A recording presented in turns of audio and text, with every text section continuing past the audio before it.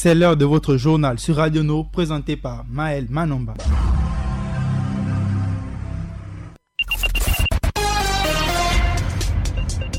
Assalamu alaikum, Maël Manomba de Mouabi devant le micro, aux côtés d'Aliza Adamou et l'autre côté de la vitre devant les machines. Paturel Minsa est à la mise en onde. Voici l'équipe de l'édition d'information de ce jour. Les titres, nous ferons le point de l'évolution de la Covid-19 au Gabon. Les personnes désireuses d'obtenir des autorisations de circuler seront informées des dispositions prises par le ministère de l'Intérieur. On fera un tour dans le Haut-Ogooué où la circulation interurbaine est interdite. 3 milliards de nos francs, c'est le chiffre de la rédaction. Et nous aurons, comme chaque jour, la page musulmane présentée par Adiza Adamou. Bon confort d'écoute aux éditeurs en ligne depuis l'ambassade du Gabon à Tokyo, c'est au Japon. Chaque jour, un point d'information complet est fait sur l'évolution de l'épidémie par le porte-parole du comité de pilotage du plan de veille et de riposte contre l'épidémie de coronavirus au Gabon. Selon les données rendues publiques mardi dernier, le Gabon a enregistré 103 nouveaux cas de contamination au Covid-19, dont un tout premier cas dans la ville de Yem, capitale de la province du Wolontem, c'est au nord du Gabon. Libreville, épicentre de l'épidémie, a enregistré 90 nouveaux cas. Aucun nouveau décès n'a été signalé. Le Gabon compte, à l'heure où nous émettons, 2238 cas contrôlés positifs, dont 593 guérisons et 14 décès. Le secrétaire général adjoint du ministère de l'Intérieur, Yannick Edson Ongunja, a indiqué dans un communiqué aux personnes désireuses d'obtenir des autorisations de circuler les jours et les heures de dépôt et des retraits. Objectif, mieux organiser les traitements des demandes pour les raisons médicales et professionnelles. Les dépôts se font les mardis de 8h à 12h et les retraits tous les jeudis de 13h à 17h. Les transferts de corps, les dépôts des courriers le lundi et mercredi de 8h à 12h et le retrait les mercredis de 13h à 17h. Pour les autorisations de sortie du territoire national, les dépôts des demandes se font uniquement les mercredis de 8h à 12h et le vendredi de 13h à 17h. Pour les retraits, pour tous les services essentiels sollicitant les autorisations spéciales de circuler sur le territoire, il aurait demandé de se rapprocher des ministères techniques assurant leur tutelle. Enfin, tour dans l'Interland, c'est-à-dire à l'intérieur du pays, précisément dans la province du Haut-Ogooué, où la circulation interurbaine est interdite.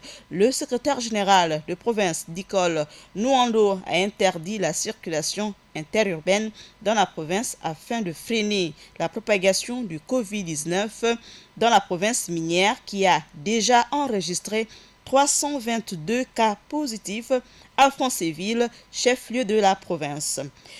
Dans une interview ce mercredi accordée à nos confrères d'Africa.com, il s'agit là du chiffre de notre rédaction, c'est bien 3 milliards de nos francs. C'est donc dans une interview accordée à nos confrères d'Africa.com, le porte-parole de la présidence de la République gabonaise a fait le tour d'horizon et toute la lumière sur le laboratoire professeur Daniel Ngaouma, acquis sur fonds propres, coût de l'investissement 4 milliards de dollars, soit près de 3 milliards de nos francs. Ce chiffre comprend le coût de l'infrastructure hors consommable.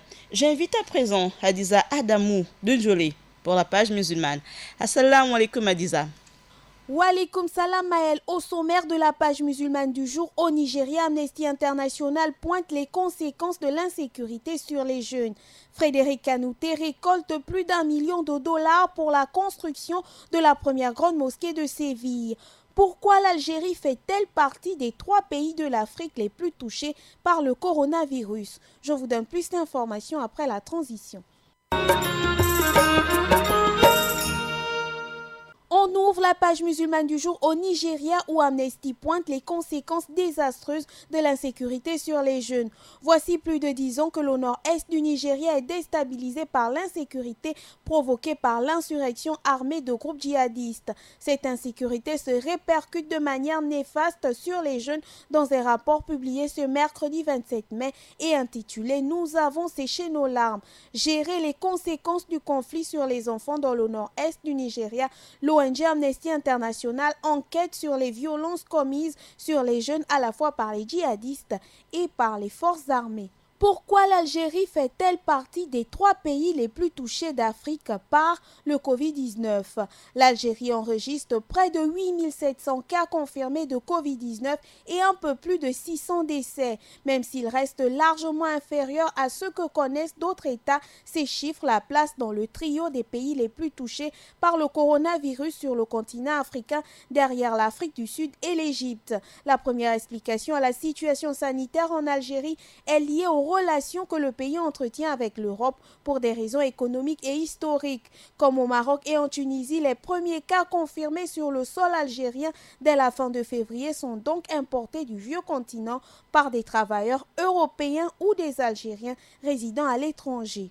On clôt l'actualité dans le monde musulman avec Frédéric Kanouté qui récolte plus d'1 million de dollars pour la construction de la première grande mosquée de Séville depuis 700 ans. L'ex-footballeur du FC Séville, Frédéric Kanouté, considéré comme une véritable légende dans le club andalou, est également connu pour ses qualités de cœur et ses différents engagements humanitaires.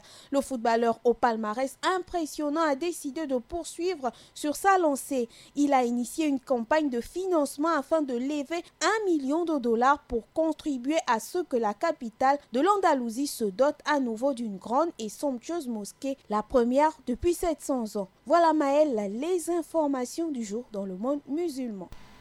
Nagodi Adiza Adamou Dunjuli Akiba Aminsa Paturel, vous êtes chaque jour nombreux à nous suivre sur nos chaînes en ligne YouTube et Facebook sur la 95 FM. Merci de nous écouter à 16h, à 20h, 23h et à 8h. Bon confinement à l'écoute de la Radio Nour. Maël Manomba de Mouabi à la présentation, Minsa Paturel à la mise en onde. Assalamu alaikum. Radio Nour, il est 16h.